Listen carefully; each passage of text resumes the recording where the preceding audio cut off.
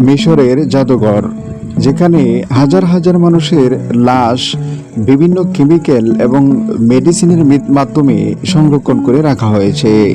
যারা একমাত্র সম্ভ্রান্ত পরিবারের ধনী পরিবারের ছিল, তাদের লাশগুলোকে এভাবে মমি করা হয়েছে।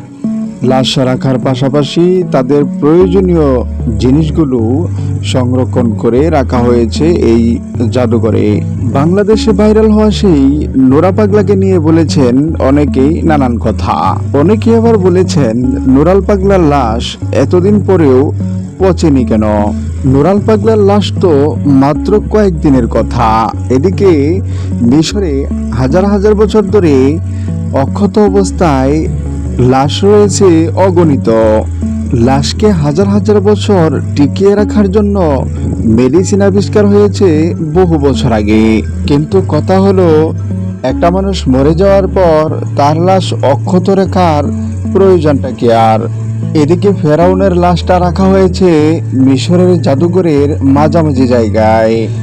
কিন্তু কথা হলো, ফেরাউনকে আল্লাহ তাআলা শুটকি বানিয়ে রেখেছেন পৃথিবীর মানুষকে বোঝানোর জন্য যে আল্লাহর সাথে নাফরমানি করার ফল কি হতে পারে।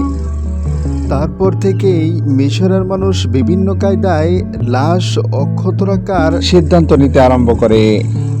এটা হলো ফেরাউনের লাশ, যাকে আল্লাহ তাআলা শুটকি বানিয়ে রেখেছেন বহু বছর ধরে। ফেরাউনের লাশে কোনো প্রকার কেমিক্যালের প্রয়োজন নেই, তাই তার মুখটা ঢেকে রাখা হয় নাই। ভিডিওটা শেয়ার করে আমাদের পাশেই থাকুন। সকলকে ধন্যবাদ।